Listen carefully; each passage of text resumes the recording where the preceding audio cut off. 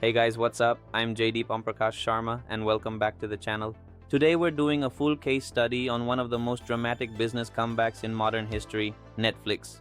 A company that went from nearly bankrupt to completely reshaping how the world consumes entertainment. So let's get straight into it. Netflix was founded in 1997 by Reed Hastings and Mark Randolph. The original idea was actually pretty simple. Rent DVDs online, ship them to your door. And most importantly, no late fees. This was huge because at the time, Blockbuster was charging people millions in late fees every single year.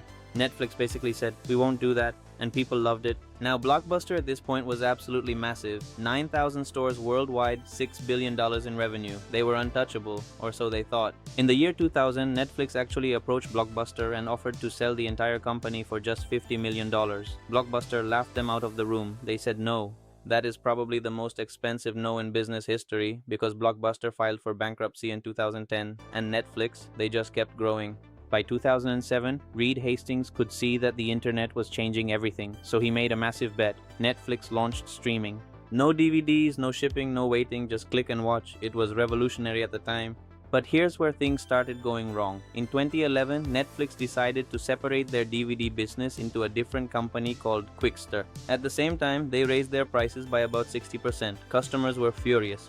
They didn't want two separate accounts, two separate bills. It felt like Netflix was punishing loyal customers. Within 1 quarter, they lost 800,000 subscribers. The stock dropped 75%. Everyone was writing the obituary for Netflix. But Reed Hastings didn't panic, at least not publicly. He quickly killed the Quickster idea. He focused everything on streaming, and then he made the decision that truly changed the game: original content. In 2013, Netflix released House of Cards. This was the first time a streaming platform had produced its own big-budget show. They didn't release it episode by episode like traditional TV. They dropped the entire season at once. Binge watching was born, and audiences absolutely loved it.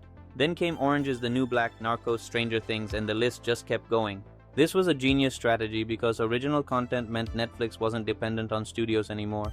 They owned their shows, they could release globally, and they were collecting data on exactly what their viewers wanted to watch and then making more of that. By 2020, during the pandemic, Netflix added 36 million new subscribers in a single year. People were stuck at home and Netflix was there. Revenue crossed $25 billion. So what's the actual lesson here from Netflix's story? There are 3 things I want you to take away. First, be willing to kill your own product before someone else does. Netflix had a successful DVD business. They disrupted themselves with streaming before the market forced them to. That takes real courage. It is a bold move for any company. Second, data is everything. Netflix knows what you watch, when you pause, what you rewind. They use that data to decide which shows to make. And that's why their content kept hitting. Third, one bad quarter doesn't mean it's over. In 2011, everyone said Netflix was finished. They came back stronger than ever. The companies that survive are the ones that stay focused on the long term even when the short term looks terrible. Netflix went from a DVD rental startup to a company with over 200 million subscribers in more than 190 countries. They didn't just survive the streaming revolution, they started it. That's it for today's video, guys. If you found this useful, drop a like and subscribe because we're doing more of these case studies every week. Comment below which company you want me to cover next. I'll see you in the next one.